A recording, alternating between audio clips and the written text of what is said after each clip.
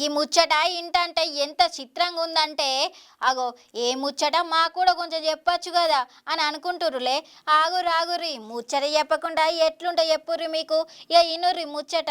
గప్పటి రోజుల భార్య భర్త అడుగుజాలలా నడిచేది. ఇక ఇప్పుడు మొగుడు చెప్పిన మాట నేనెందుకు ఇంటా, నాకు ఇష్టం వచ్చినట్టు నేను ఉంటా, నా మాటనే గై వినాలి అన్నట్టు చేస్తుర్రు ఆడోళ్ళు. చిన్న చిన్న వాటికి అసలు సంబంధం లేకుండానే విడాకులు తీసుకోవట్టే. ఇక నేను చెప్పే ముచ్చటం మరి గమ్మత్తుగానే చెప్పాలి. భోపాల్లో ఫ్యామిలీ కోర్టులో ఒక కేసు వచ్చిందట.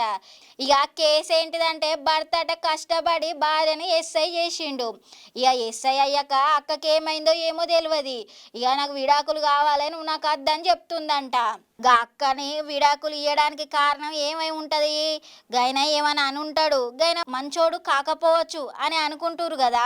కానీ మీరు అనుకుంది తప్పుల్లా. పాపం గా సారు కుర్తి ధోతి గీ బట్టలు వేసుకుంటలేడంట, పిలక జుట్టు ఉందంట. గందుకు గీ అక్క విడాకులు కావాలని అడుగుతుందంట. ఎంత చిత్రంగా ఉంది చెప్పుర్రి. ఎంతైనా గప్పుడు మంచిగానే ఉండే కదా పెళ్లి చేసుకునేటప్పుడు.